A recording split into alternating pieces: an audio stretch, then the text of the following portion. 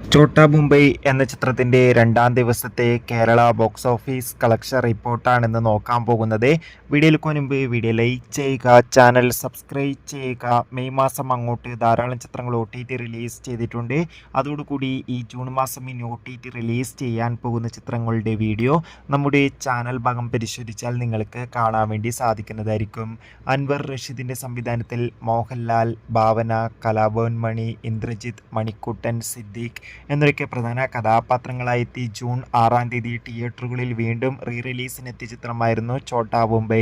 എല്ലാ സിനിമാ പ്രേമികളും ഒരേപോലെ ഛോട്ടാ മുംബൈ എന്ന ചിത്രത്തിൻ്റെ റിലീസിനായി ഏറെ ആകാംക്ഷയോടെയായിരുന്നു കാത്തിരുന്നത്. ചിത്രത്തിൻ്റെ റിലീസിന് അത്യാവശ്യം മികച്ച അഭിപ്രായം തന്നെയാണ് ഇപ്പോഴും പുറത്തുവന്നുകൊണ്ടിരിക്കുന്നത്.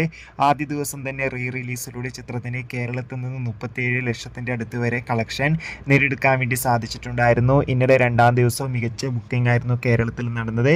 വിവിധ തിയേറ്ററുകളിലും ഛോട്ടാ മുംബൈ എന്ന ചിത്രം ഇപ്പോഴും ഹൗസ്ഫുൾ ഷോ ആയിട്ടാണ് നടക്കുന്നത്. അതുകൊണ്ട് തന്നെ ഇന്നലെ രണ്ടാം ദിവസം മാത്രം ഏകദേശം 40 ലക്ഷത്തിൻ്റെ അടുത്ത് കളക്ഷൻ നേടിയെടുക്കാൻ വേണ്ടി സാധിക്കും. കാത്തിരിക്കാം.